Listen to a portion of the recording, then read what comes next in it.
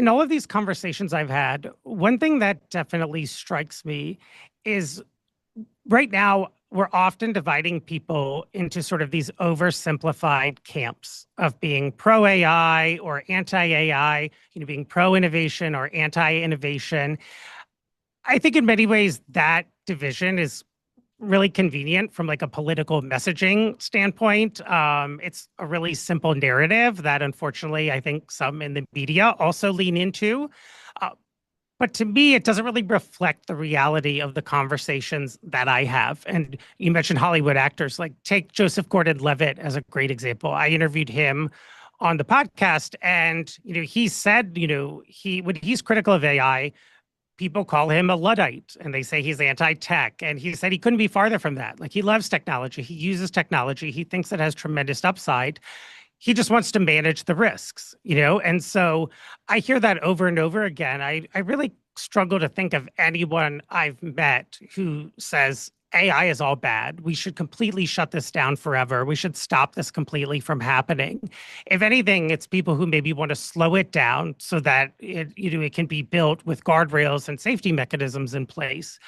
And then on the flip side of that, if you look at folks who should and really are some of the biggest proponents of AI, like Sam Altman, the CEO of OpenAI, or Dario Amodei at Anthropic. I mean, these are obviously guys who are heavily invested, literally and figuratively, in the future of AI. And yet both of them are also quick to talk about warnings. Sam Altman talks about AI's potential to precipitate financial fraud, right, through deepfakes. And Dario has talked about the potential for job loss and unemployment. And so to me, it is a nuanced conversation where some of the biggest proponents of AI acknowledge there are downsides. And even the big critics of AI acknowledge it has a lot of potential.